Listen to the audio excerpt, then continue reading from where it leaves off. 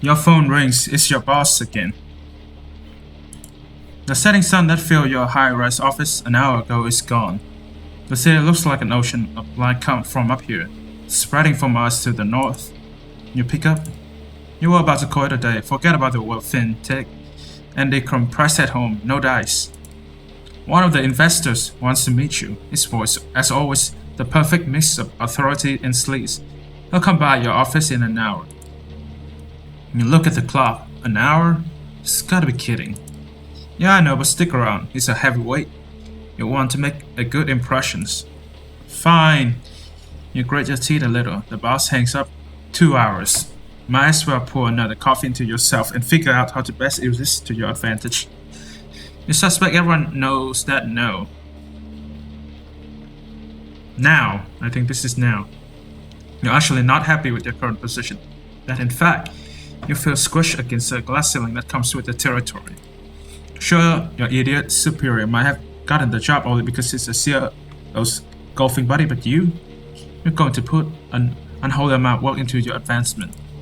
Times where you would laugh off the idea of staying at the office until 9 p.m. You had a partner to go home to, the nightly Netflix and chill ritual to perform, complete with pizza or Chinese takeout. Ever since you moved up the ladder though, your hours have only gotten longer. Food? Mostly at the company cafeteria, sometimes takeout, always in a rush. You praise the heavens for your crazy metabolism and dread the day it finally decides to give up. Rest at this point, the cleaning lady who takes care of your apartment probably spends more time in your bedroom than you do. You flash back to your boss quoting Shakespeare to impress his new, extremely attractive and uncomfortably young secretary. For some must watch while some must sleep, so runs the world away. Drinks, mostly with colleagues, and they all pretty much hate you at this point. Another flashback, this time to the most profitable quarter in the company history. Still, the board decided that layoffs were in orders. Your boss didn't feel like letting people know in person, so he passed that privilege on to you. Gotta hand it to him, he always knew how to pick his battles. But maybe, just maybe, tonight's the night is all going to change. You decide to play the good looks angle, nothing too slutty. You lift your blouse slightly unbuttoned, check if your ass looks as good as you remember in your pencil skirt. Mirror says, yes, it's not something you're proud of, but you have become too jaded to care. Know your luck, the investor is going to be one of two types, a self-obsessed must-wannabe in his 20s, or a fat old pervert drenched in cologne. You hear the elevator ding, time to get the show on the road. You take one final look in the mirror and fix your hair as a footstep echo across the empty hallway. The man who approached your office is not what you expected. He is slick to be sure, but he seems a bit more refined than your usual penny man. Expensive suit, matching tie and shirt, confident in his stride, surprisingly good looking. Good evening. I hope this unforeseen visit isn't too much of an inconvenience. God, that voice. You're taken aback by how smooth and strong it is, and his eyes, still blue, cold, intense. It must be a vampire then. It's all business professionals treated you in a manner that's appropriate to your stature. When he speaks, he actually looks you in the eye, not at your cleavage. He asks some questions about your work, tells you how he noticed your input after talking to the CEO or another golfing buddy, and comes charmingly close to calling your boss an incompetent doofus. All the while you try to guess his accent but can't quite place it. European? Sure, but where from? I know I have kept you long enough, but would you indulge me and join me for a drink? Of course, for a minute there, it seemed like he wasn't that kind of guy. But what the hell you go with? He seems nice enough. Besides, it's not like you have other plans. The investor has a limo waiting downstairs, and the driver takes you to a high-end restaurant in Williamsburg. A seat is waiting for you in the deluxe lounge. It's just the two of you. You talk about this and that. Your companion seems to have a knack for history. So tell me, what would you do if you had full control of the company? You almost choke on your wine. This is your chance. You say what's been in your mind for months, but hide behind a professional couple babble. Refocusing, listening to your instincts for once. Restructuring, kicking out your boss. Aggressively pursuing new markets, getting the hell away from all these horrible people. He likes the sound of that. He leans forward. His eyes flash with intensity and something else. A strange emotion that wasn't there before. You'll do just fine. His words echo inside your head as you black out. You wake up, God only knows how much later. As you try to piece together what happened, you hear a familiar voice, an investor, or whoever the hell he is talking to someone. You suddenly recall snippets, fragment memories. His sapphire eyes intently locked with yours, his teeth suddenly longer and sharper. And something else, a feeling on your neck that takes you back to your last orgasm. A company trip to Florida, a sweater room, the cutie from Asia who doesn't work there anymore, and then darkness. Yes, I'm done here. Consider my debt paid. The investor pushed the other figure aside and walks away from the lounge, barely bothering to look at you. The door locks behind him. Some time passed before you find the stranger get up from the couch. You touch your lips. Blood, did that asshole hit you? You try to stand up, but your head is pounding and your stomach is like, I have it not, pulling you down. You didn't have that much to drink. It must have spiked your wine. This is bad. You frantically check your clothes. Pristine doesn't make any sense. All of a sudden, a feeling hits you, unlike anything else you have ever felt before. You fall to the floor, writhing in an all-encompassing pain and hunger. The kind of that makes your insides burn. That cannot be denied. You try to calm yourself down with a breathing exercise they taught you at some bullshit mindfulness course. That's when it hits you. You're not breathing, and holy shit, should your heart be jumping up your chest with that realization? It's not moving, not even a beat. The door unlocks. You hear a startled voice. A young man in a waiter's outfit, his accent thick with an Eastern European harshness, leans over and asks if you're alright. For a brief moment, you wonder what the hell he's doing here. Everything is wrong, and it smells rich in your nostrils. It's intoxicating. Everything feels right again. He holds out his arm to help you stand up. You grab it firmly with both hands, and then you bite down. You sink your teeth right next to the old school pin up tattoo of Rita Hayworth on his forearm. It takes you a moment to process what you're doing. A part of you wants to break away, but a stronger voice implores you to keep drinking. One thing becomes clear. You are definitely enjoying this. He only struggles a little and quickly falls to his knees. You can see his eyes now, pale blue and confused. You only bring yourself to let him go once he collapses onto the floor. Your body lifts a mess of his forearm, poorly that all bloody, missing half her face. Did you just drink this guy's blood?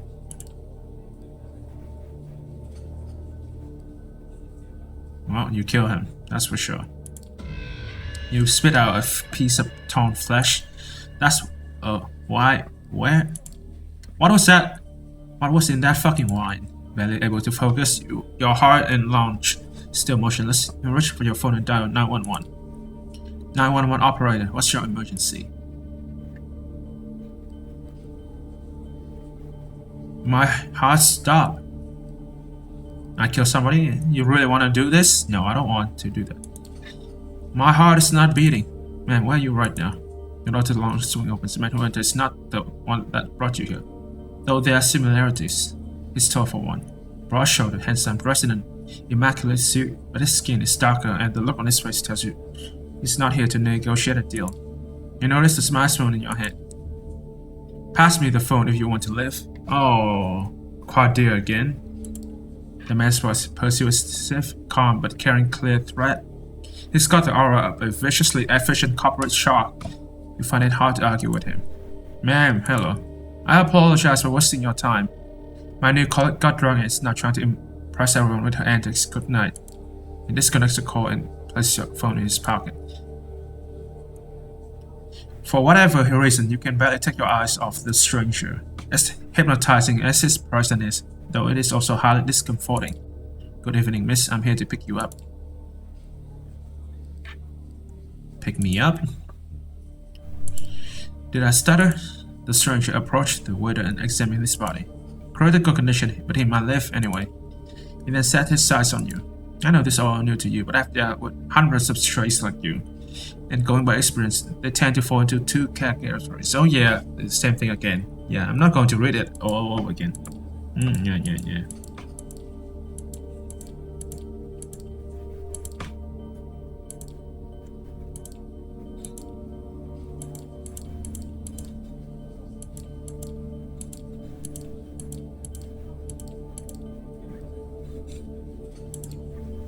I understand, sir. Stick to that tone, you do just fine. I don't want to end the story too soon by disobeying this guy's order. He can kill you so fast you don't even know what hit you.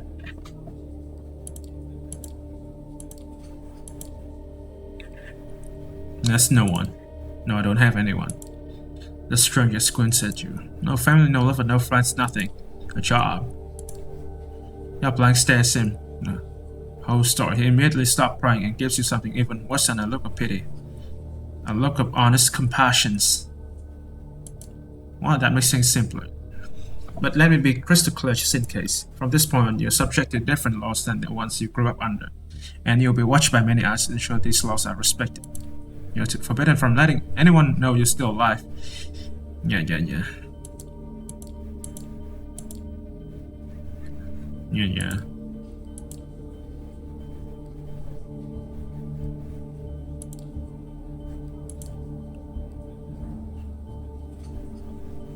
As you would a spouse who has a little too much to drink, you try to refer, but he holds you close and gives you a cautioning look. Only when you cease your struggling does he let you go. Only now do you notice the change in scenery. You find yourself in the fancy lobby, right next to the elevator. The place is virtually empty, save for a single concierge and some cleaning staff. The companion gestures at the concierge as you pass and he picks up the phone. The elevator arrives, the door opens, and the man motions towards the cabin. After you. Where are we going? To a safe place, that's all you need to know. Trust me, you don't want to make it difficult. Just get in. Going against your instinct, you enter the cabin. Smooth jazz is playing over the speakers as the elevator starts its descent. You are dazed, panicky, but somehow locked in place. On the one hand, you find the strings present oddly soothing. On the other, you can feel your body tensing up with stress. You can't help but think back to the young waiter, the dull-eyed look on his face, the confused look he gave you just before. No, it's better not to think about it, plus you have other things to worry about. Like the fact that you are being kidnapped. The cabin door opens the same garage you arrived at.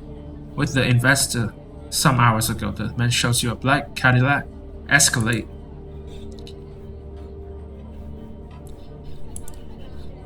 Your best bet to get in, relax, and enjoy the ride. Yeah. The waiter. Do you think that waiter upstairs is going to be alright? Yes. You look him in the eyes and can immediately tell he's lying. No more questions. Get in the car, please. It seems like the worst idea ever, but the man made it very clear that you have no choice in the matter. Are you going to hurt me? No, not tonight, at the very least, unless you make me. He takes a glance at his expensive-looking watch.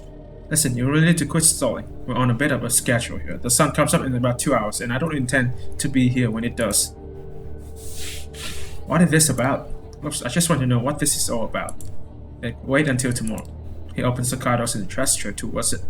You see no point in delaying the inevitable, so you get in. Yeah.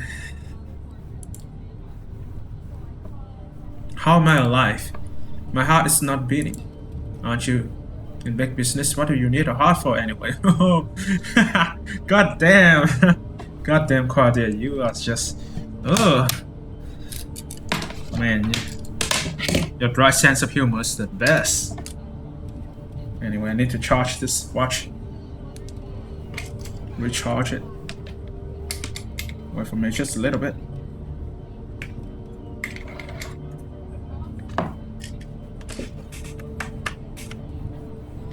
There we go. Listen, I realize you have many questions. Tomorrow you will get some answers, but tonight you need to do what I say, and right now I need some quiet, please. You feel too confused to protest, you stay silent for the rest of the ride. Even as more questions bubble up to the surface, one of them being, did you actually kill someone tonight?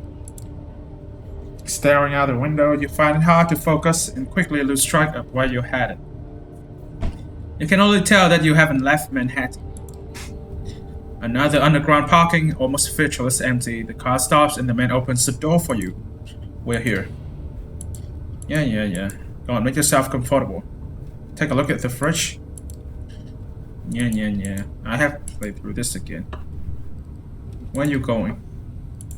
I have to make some arrangements for tomorrow, of course. Look, this room is your best chance of seeing another night. I realize you have been put in a problematic situation and it's not entirely your fault. Cooperate, and you might still make it. You will learn more tomorrow, but for the time being, get in and get cozy.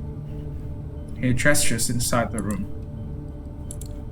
You step inside the string of knots. Good night. He locks the door behind you. It looks very sturdy. You open the fridge.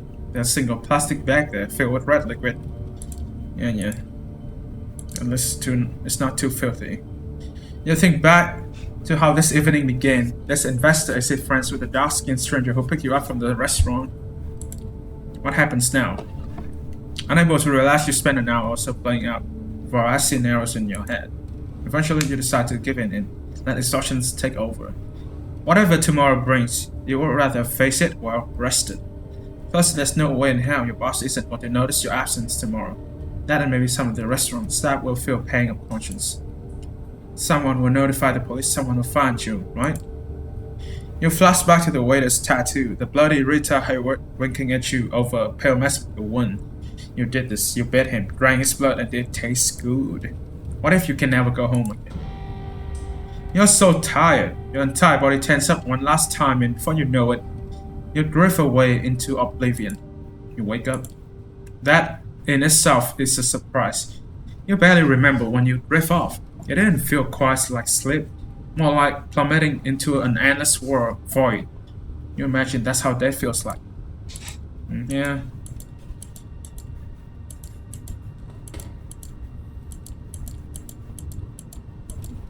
Yeah, let's drink the blood now. Last time I didn't do it. This time I'm going to do it. It feels wrong, but right now, despite anything in your life that doesn't, to hell with it. You pour a bit of the liquid into your mouth. It tastes like shit. It's coppery, thick, and clings to your tongue, and is inside your mouth like a film of dirt. You swallow hard, regardless. The taste is foul, but somehow you kinda want more of it. As you take a second sip, sucking the blood out of the bag, you feel something pull on your insides. You double over. You're going to barf. You instinctively cover your mouth, looking for a place to vomit before you find it. A dark red wave washes over your hand and fingers. It hits the floor, splattering in huge thick drops. You keep heaving for a moment longer. Nothing's coming out. Not blood, not bile, not even spit, but still something in your body wants to push it out. Push it all out, every last drop. As you recover, trying to wipe droplets of the regurgitated blood from your dress, you hear the lock click and see the door open. Standing there is a wild restaurant you met yesterday. Yeah. You notice the spatter. Your right hand, the sick look on your face. It barely contains a smirk. Oh. Was the catering unstable? Unable to satisfy your exquisite taste? Apologies. Offer him a drink. If you know what's good for you, don't do it. Was that really blood? Type IHO plus. Not that easy to get. Guess you will have to discover your drink of choice by your own. Come on, we've got a place to be. I should have some water in the tub in the back of the car so you can clean yourself up. Because I'm in the empty parking lot just outside the door, the cramped room you have spent the day in. The man motions to it, politely but with a stern look on his face. It's not like I have a choice, right? Correct, but your cooperation is appreciated nevertheless. You take the back seat again, the door's locked, the stranger takes the wheel and starts the car. Yeah, they go into the gallery again, right?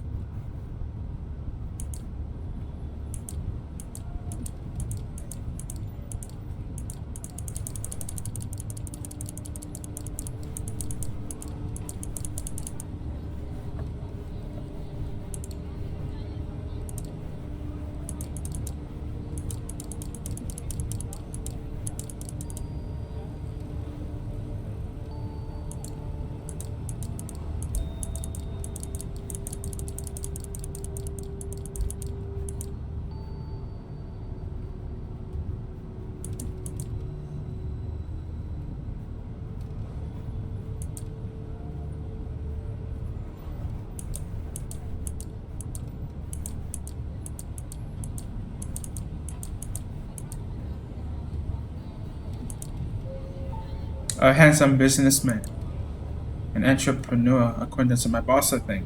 Good-looking, pale blue eyes, and some gray in his hair. Charming, abusive, cold son of a bitch. You feel tired and angry. The whole situation spending the day in some underground parking lot, having to bear the look.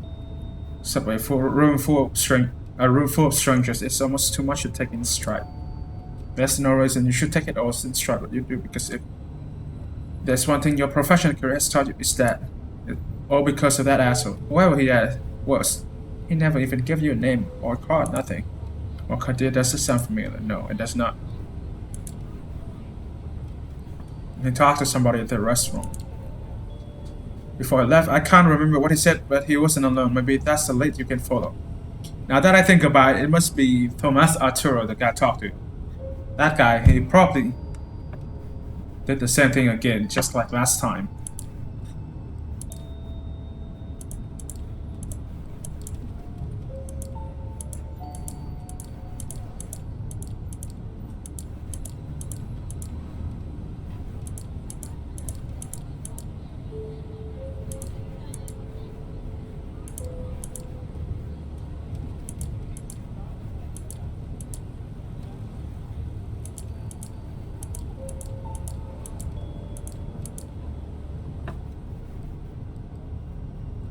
Maybe you tell me what the hell this is.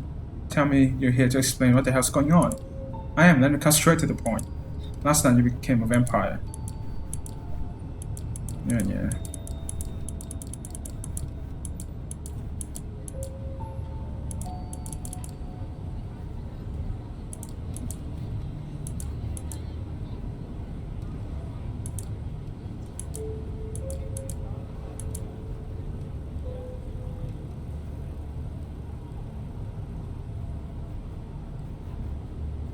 What happens if I refuse? I believe I know what the prince will ordain, and I'm certain Cartier will do his duty. You pull my flashing will die for good this time. With me, there's a chance you will not. I can be your guy in this new reality. Yeah. I should be spared.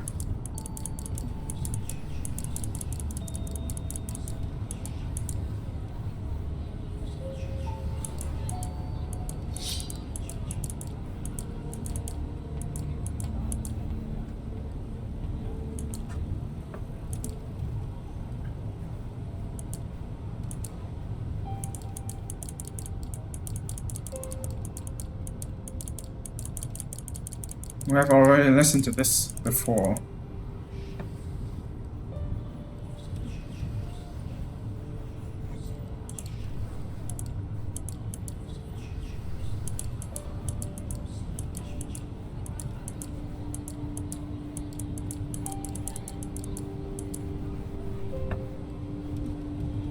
Midori Prince.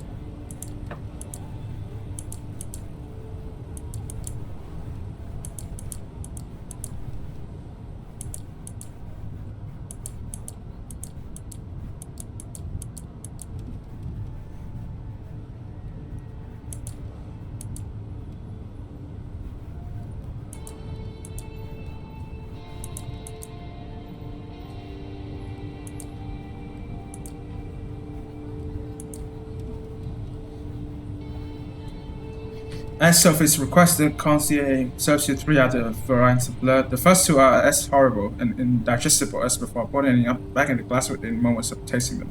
For the third try, you're almost ready to throw the glass at the wall in frustration, but finally this one is different. Instead of mud and decay, a surprisingly rich bouquet of taste, you'll feel blissful at ease, and Sophie takes notice.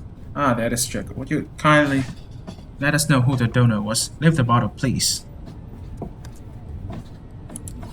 The concierge nods and leaves again. You take another sip, and another. You empty the glass, the doubt filling your stomach, and head starts subsiding, but you still want more. Sophie pours you another glass and refills it. She takes a sip. You have a curiously specific taste, Midori. Is this the clover notes, the trace of caffeine, or that bittersweet aftertaste of melancholy? You taste nothing of the kind, but it doesn't matter. It's tasty, but not as delicious as it was last night, not as intoxicating. It managed to silence the hunger somewhat, though. Drinking blood puts you at ease. It is a strange realization. The man in shade cart comes back with a small card and leaves it with Sophie. She takes a quick and passes it on to you. It's somebody medical details. An office worker, male, Caucasian, 32 years old, blood type ABRH plus, blue eyes, brown hair, no history of substance abuse, New Jersey native. My one tasty still will be what makes the difference. Now that we have picked the right bouquet for your palate, these documents should be useful in identifying your exact taste. Should they be ORH plus or Josie boys? But I believe you have more questions now, but we should start with those related to the sustenance.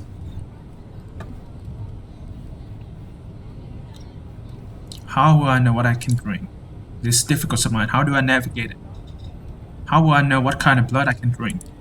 It's a tricky question. I believe you'll just have to trust your instinct on this. With time, you should be able to narrow down your particular preference. Blood that you reject is of course of no value to you, and it's a horrible waste. No amount of it will ever sate your hunger completely, but every little sip counts.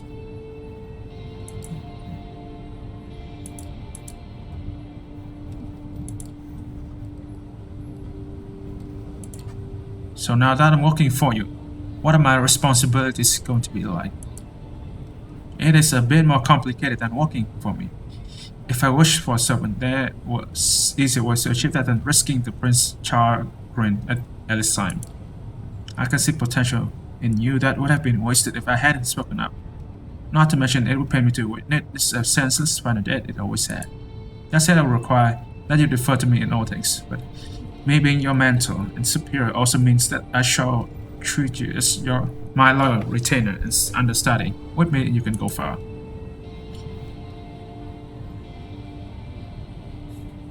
Without me and proper guidance, you would have become a clear danger to the Masquerade. That is why, with your sire gone, the prince wanted you out of the picture too.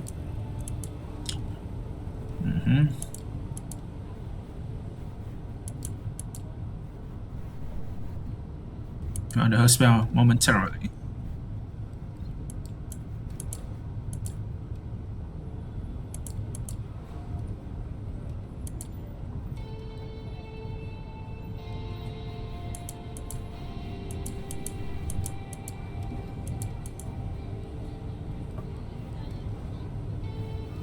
What's the risk?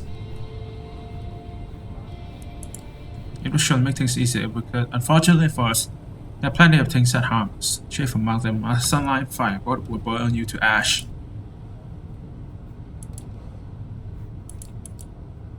Yeah. I have listened to this before. So it's good to keep him with friends.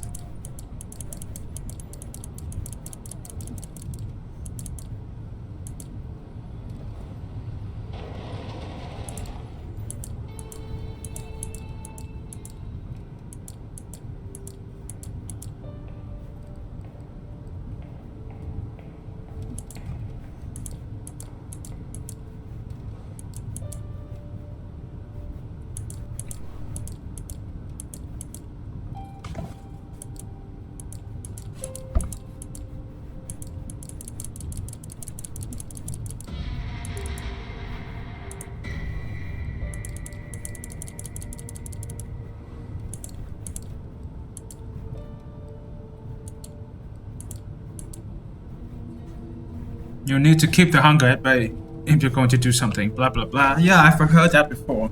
I'll try to play this game again. And this time we'll try to interact with different people instead of talking to the ones I have done before.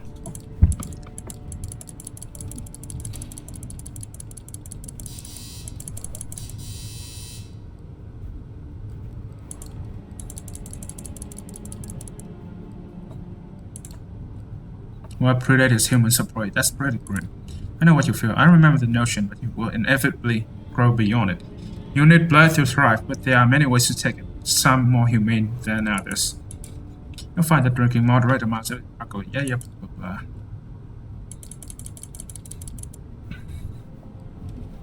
How do you select a victim? Either better or worse, targets. Isolate kinda easiest to brave, yeah.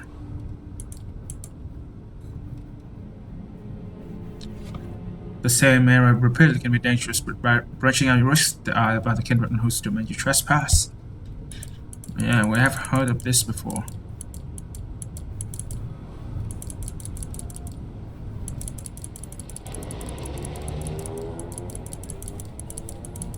Yes, of course. It's Julie again.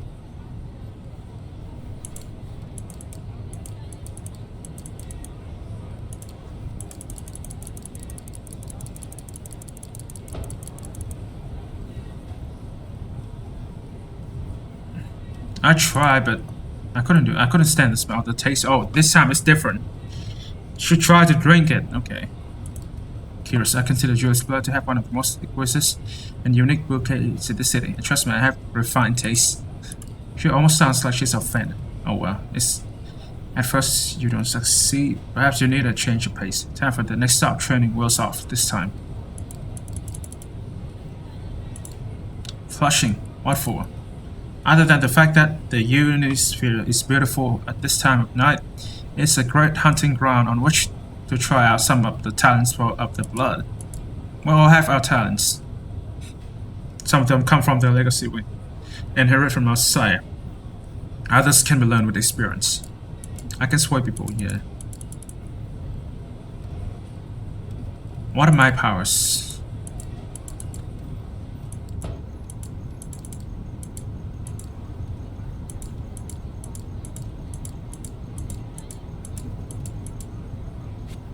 Search for a victim around the park. Look for a prey at the tennis courts.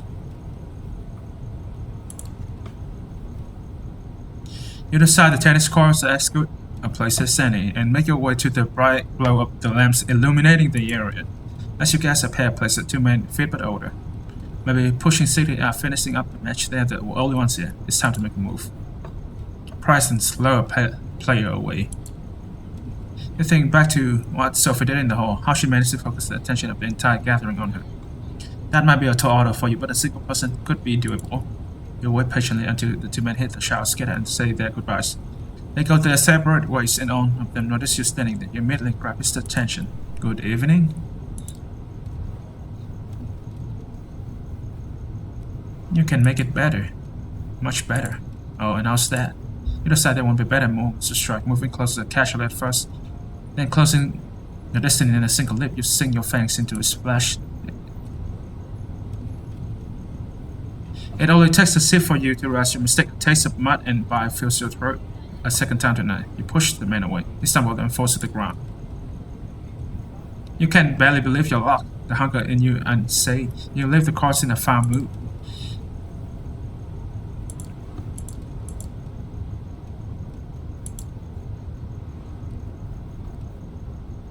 Like, what kind of slow is that? What is that supposed to mean? Don't be cute with me. I know what you are. Shove that masquerade bullshit up your ass. Better tell me who you are. Uh-huh.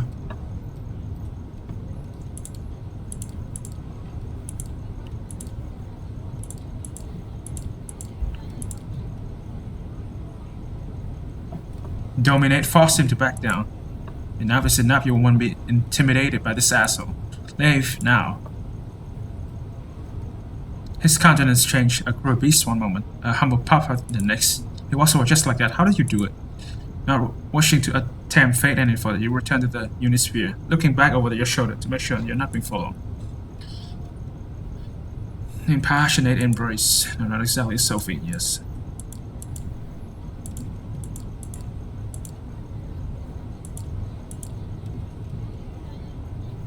You think you can mess with my head, get away with it, think you can be safe with your friends? Well, I have friends too. Yes, yes, yes. Just like that. Mention a Callahan.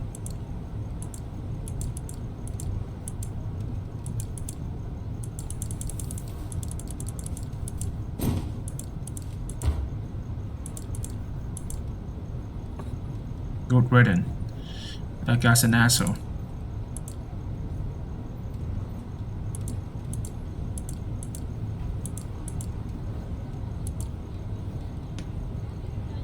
I tried, but the blood was awful. My picky taste flamed again. I couldn't make myself drink from that man, even though I did bite him. That is unfortunate. I'm afraid I don't have a ready-made solution for this. You need to trust your instinct. The sooner you learn what it is you're looking for in a vessel, the better. She seems distracted, not older. Her thoughts drift in the car remain silent until you reach your apartment.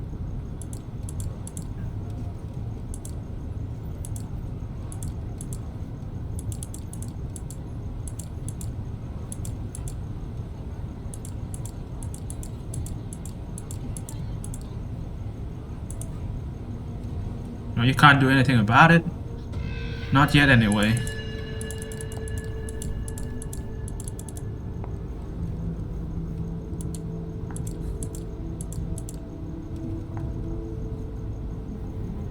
I received word Alessandro could be called again tonight on account of your unruly friend from Corona Park. This should be a great opportunity for you to mingle. She keeps talking as you walk downstairs and get in the car. Gregory gives you a slight nod and small smile while opening the door for Sophie. He starts the car when you take the seat in the back.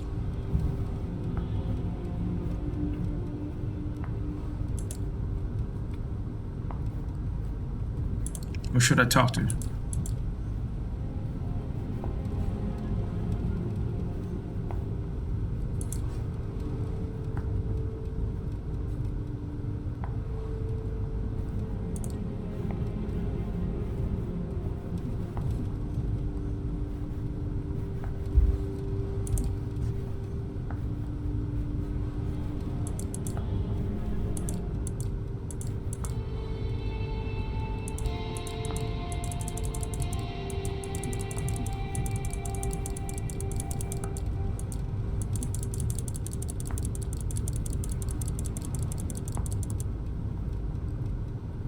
What happens now? It'll be at least some minutes before Cardia gets the information he seeks out of this talk. Why not mingle while we wait for him to break? Excuse me. Blah blah blah. The man with the glass? Yeah, the man with the glass. Thomas Arturo. Try to talk to the prince. You approach the prince, trying to stay as respectful. Of her private conversation is possible. She glances you as you step forward, the scrutinizing gaze mimicked by her companion. She addressed a dark-skinned woman before turning to you. Excuse me for just a moment, Samira. Wait, Samira? So she was talking to Samira, huh? Yes, Midori, what is it? I wanted to give you my thanks for sparing me, Prince. It wasn't an easy decision to make, and I wanted to express my sincere appreciation. How thoughtful of you. I don't do it from the kindness of my unbeating heart. You are an asset to Miss Langley, to the Camarilla, and to me. I believe I made the right decision. Proof of me and the other kindred say that it was so. And there might be more to your future night than just survival and servitude. The dark-skinned woman looks impatiently at you and catches the prince's attention. Forgive me, that's all the time I can spare right now. We have something to discuss with Samara still. Enjoy your night. Just bow and live.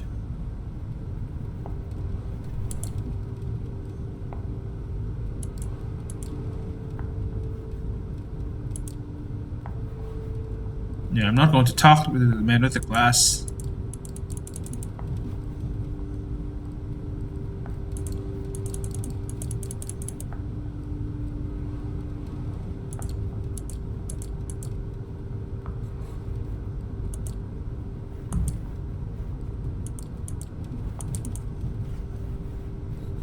And you will ignore.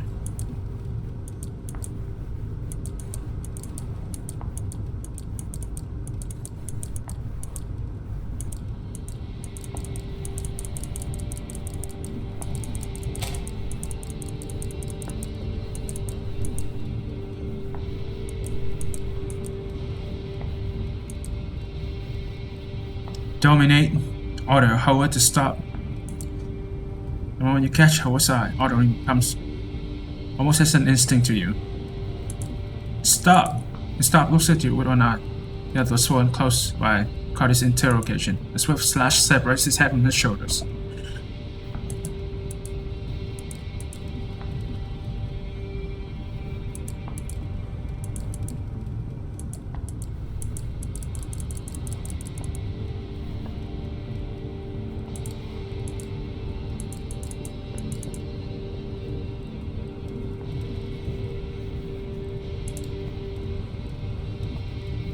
It was over in a blink of an eye. He's clearly happy with himself. I found my handiwork interesting. You were this close to experiencing it firsthand.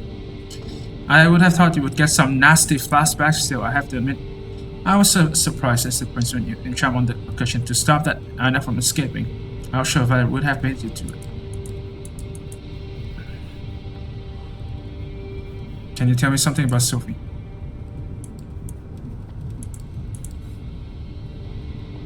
Like the fact she's manipulative and vindictive, then again, which of us kindred on?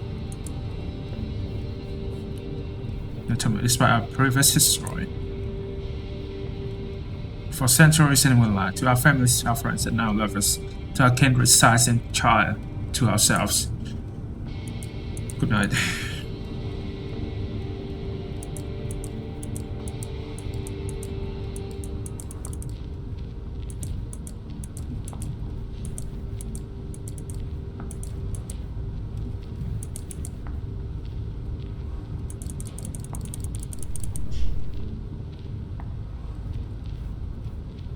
Why not discuss it right now? I still need to follow up on a few things real quick. Speed, patient, fletching.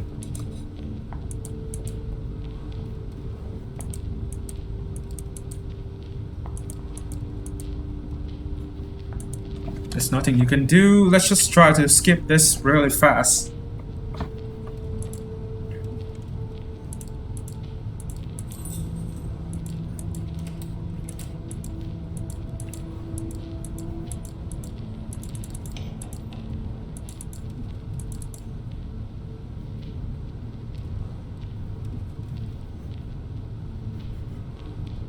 Good evening, Sophie.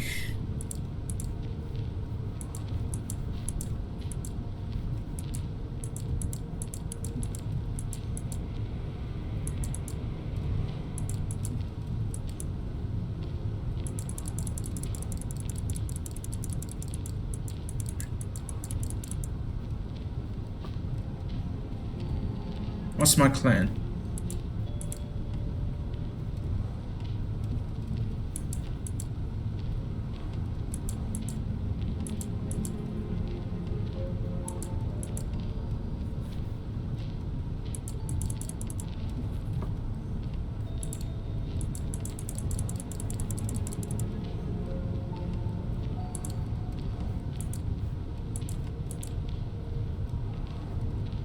Don't try to get clever with me, darling. Think of it as a gift, one you can put to good use or squander entirely. Either way, you're welcome.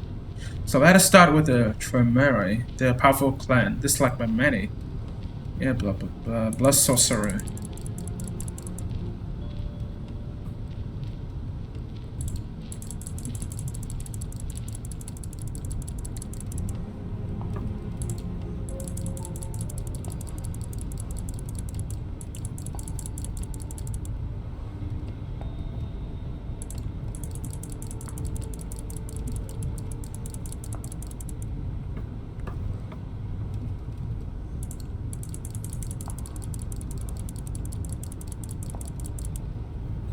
Alright, we have done with Hope and Tamika last time. This time, let's do it. It's a kind of magic. You arrive at the address given to you by Sophie, a small bookstore smack dab in the middle of Broadway of all place. What really catches you off guard, though, is the store display. From what you've heard about the Camarilla, they're infamous for their ties to the occult and the mystical. And yet, now looking at the oddball collection of items in the display window, it all feels borderline satirical. The books here cover everything from Ayurvedic practice and homeopathy to wellness and self-motivation. The vaguely amusing juxtapositions don't end there either. You notice a copy of Anton LaVey's Satanic Bible tucked behind a cheap smiling Buddha. A scientific journal on hematology sits next to a tin-oriented pamphlet on the blood-type personality theory. A number of religious and quasi-religious symbols, lockets, pins, and various emblazoned paraphernalia are haphazardly strewn across the display and between the tombs. Before you even open the door, you can smell the burning incense and hear the corny Far Eastern music seeping through the crackling speaker mounted above the entrance. It is much more quaint than what you expected from what Sophie told you about the so-called warlocks. It doesn't look like they have much interest in impressing outsiders. Then again, if there's anything we've learned these past few nights, is that appearances can be deceiving. At this time of night, the shop appears to be closed. Regardless, you ring the bell. You hear someone shuffling around inside. A brief moment later, the latch slides, and the door is pushed open just a few inches. A tired-looking blonde in loose clothes appears in the crack. She seems confused, like you just woke her up. She lets out a yawn, scratching at her tattooed neck. Finally, she squints in your general direction. Her pierced lip curved into an awkward smile. Is Agathon in? I'm looking for a guy named Agathon. Is he around? Girl gives you a suspicious look over, opens the door. She takes a few steps back and you hear footsteps coming from behind the floor curtain that covers the back door. A bespectacled, smart-looking woman emerges and looks straight at you. Come in and follow me. Just don't touch anything, please. You follow her through the store. Inside, as expected, the stuffy air smells of sandalwood, frankincense, and a dozen other aromas. The woman leads you behind the curtain and through the back door onto a rickety staircase. A flight of steps takes you up to the second story. You instantly notice the change in decor, as the tacky New Age bookstore gives way to something resembling a cross between a library and a workshop. The smell here is strong, too, but much more layered. You're not sure what to make of it at first, but with each whiff, it becomes apparent. Blood. The aroma, though subtle at first, soon becomes overpowering. It takes you a moment to adapt and focus. I don't think you know who you're speaking with, so an introduction is in order. My name is Aisling Stubbridge, and I am the High Regent of the Chantry of the Five Boroughs. You are Midori, correct? I have to say you're lucky the word outside the building is only there for notifications tonight, otherwise it would have been quite unpleasant. To answer your questions, Agathon is here, but he's hard at work and I wouldn't want to disturb him. Am I to understand this is a social visit? Hiding above an alcove bookstore, really? Sorry, I just can't get over the fact that you're using this place as a front. I mean, an alcove bookstore. Talk about keeping low profile. I realize you're still new to this whole thing, so I take that as youthful ignorance and not some misguided attempt at sarcasm. The darkest place is under the candlestick. You've seen the display. Tell me, it's not the last place you would look for an actual mistake. Now, not that I don't enjoy schooling close neonates, but may I ask what it is you're here for? Sophie mentioned Agathon to me. She said he's quite knowledgeable. Does she now? Aisling looks you up and down. Her countenance seems unchanged, but you can tell she's judging what you said. That's new. Suddenly a man enters from the side room. He doesn't even look at you, lost in his own thoughts. I have it, Aisling. I think I know how to find it. He catches himself as he notices you. His face turns sour. A visitor? Yes, we were just discussing you, in fact. Is that so? Sophie Langley recommended you. Yes, Sophie Langley recommended I contact you about teaming up. Teaming up? He seems very confused by the notion. What for? I could assist you in your work. I can be quite helpful knowing that I can count someone to return the favor. Is that right? He seemed to consider it, then turned to Aisling. Hi, Richard. May I ask your advice on this? She looks you over, as if judging your worth. It takes her just long enough to make you feel uncomfortable. Once she takes her eyes off you, she addressed Agathon. Do you feel like you need assistance in your task, my child? Oh, so she's a sire. I am confident I can do it on my own. He paused, hesitating for a second. But I do believe it is important enough to warrant outside help, even if only for a single night. Another brief moment of hesitation. Of course, the details would remain between you and I, sire. Agree on all points. Why don't you start by giving out in turn here a brief explanation of what it is you're after? Agathon gives Aisling a hesitant look, but the woman nods approvingly. Encouraged, he turns towards you. A member of our clan disappeared without a trace a handful of nights ago. While the High Regent investigates if any foul play was involved, I have been tasked with recovering her research notes. If there's anything left to recover, that is. I may have an idea where to start looking. And I suppose this is where you come in. If you truly wish to help, I could use some assistance tonight, right now. In fact, given the time we have just wasted on idle chat, I should leave immediately. What research is this about? Sounds pretty important. What's it about? A single glance at Isaac's snap. You can tell you're not getting an answer, at least for now. It's important to us, and that's all you need to know. These people aren't in the habit of making things simple, facing layers upon layers of secrecy. You can only hope that what lies beneath is the real deal. I'm heading out. Are you coming or not? Sure, join you. Very well. He gives Aisling a slight bow. Hi, Regent. What's your permission? She nods. Before you go, however, Midori defer to Agathon in all things. Our clan values obedience above everything else. Proof you can follow, and this might turn into a mutually beneficial relationship. I will await his return and his report. Good luck, my child. Agathon bows again and heads out, urging you to follow. The High Regent watch you leave. That's how Agathon leads you to his car.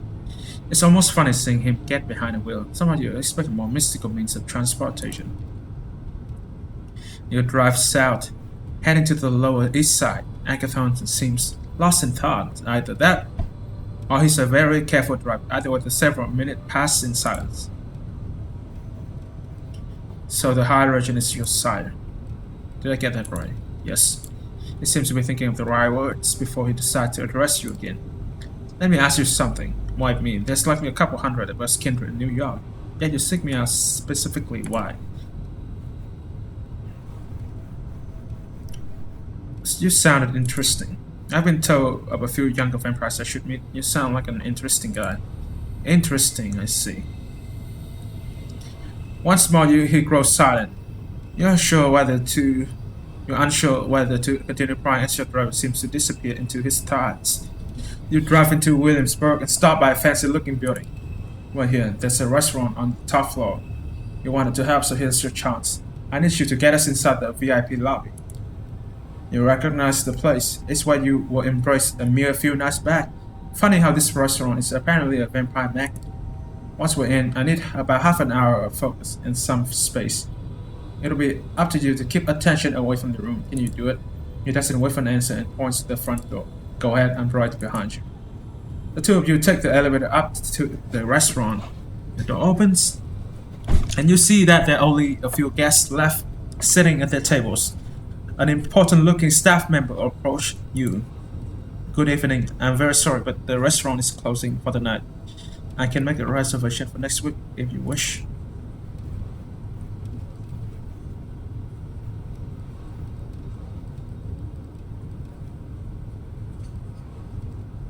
We're location scouting. Hey, we're not your regular customers. In fact, we're location scouting for a movie. We'll just take a quick look around and we're gone. I'm sorry, we're not interested in being featured in a movie. I will have to ask you to look elsewhere. I would suggest Smith and Walensky or the 21 Club. Presents. It's fine, we can come in. It's like, all good. We can come in. We'll be in the VIP lobby if you wanted. Well, the man blinks. A confused smile appears on his face. Yes, of course, not a problem. Please come right in. You walk in, trying to look casual and make your way towards the VIP lobby. You step inside and close the door behind you. This is a familiar sight.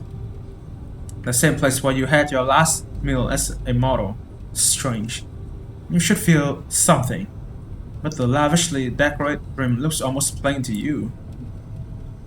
Your companion looks at you with something akin to admiration, unless that's how you choose to interpret the slight change in his usual somber facade. Not bad at all. He inspects the room. It is unusually cold, and Agathon soon discovers why. Looking behind the curtain, a window hangs open. The handle and lock look like they've been dissolved, as if with acid. God damn it, Juno. Who's Juno? How about I tell you another time? He takes a frantic look around the room. These strange things. Keep an eye on the door. I need some time. Half an hour. At the very least, nobody disturbs me. Understand? He hastily pushed a couch and some potted plants out of the way, moves a bar stool, and takes out a curved knife, cutting into his own arm. He lets some kind of his blood drip onto the wooden floor. It's pretty fucked up the way his flesh oozes the deep red thick with tar. In life, you would have found it in stomach churning, but right now you feel weirdly turned on by the sight. What followed is more disturbing yet. With one hand, he sheathes the knife and seals the wound. With the other, he smears the blood around him while muttering some weird chant. It sounds vaguely Latin, but you're pretty sure it isn't. It's all more than a little disconcerting, but he seems to know what he's doing. A few moments later, the circle starts glowing faintly as thin wisps of smoke surround Agathon. He sits down in the middle, legs crossed, eyes closed. Minutes pass. His face twitches from time to time and his head turns every now and then, as if he was looking around or listening in on a conversation. The smoke grows thicker, forming a veil around the mage. You expected something more flashy, but it's still a sight to behold. You wonder what the point of it is, but refrain from asking. It's probably best to let Agathon do his thing. For close to 30 minutes, you're left to your own device. Then suddenly the door opens slightly and the manager leans into the room. You tense up for a second, but he just gives you an awkward smile. Anything you need, you shoo him away before you can take a closer look at your companion. And he repeats obediently. 2 minutes later, Agathon casually gets off the floor and walks over to the sofa. He pushes his hand in between the cracks in the upholstery and fishes something out. He then turns to you and nods. We're done here, let's go. You make your way back to the elevator, passing the manager on your way. He gives you a somewhat confused smile, but neither him nor any of his staff get in your way. Despite that, the elevator ride down feels tense, and the two of you only relax once inside Agathon's car. He starts the engine and takes a ride at the Continental Army Plaza, back onto the bridge. You're just about to say something, but he beats you to it. That went better than expected, all things considered. It might have been a trick of the light, but you're pretty sure you just saw a smile. I'm used to walking alone, but what I'm dealing with right now, it might require some more assistance, and you seem capable enough. Found what you came for. So I'm guessing you have found what you came for. Sort of. Enough to continue the search at any rate. That seems to deplete his social battery for the night. You drive the rest of the way in silence. It doesn't take you long to reach the warlock's hideout. Agathon waves at you absent-mindedly, once again lost in his thoughts, hopelessly so. One of these nights, you should probably take him up on his offer. Who knows, if you gain his trust, maybe you can actually break through his stoic facade and meet the man underneath. The hunger calls to you.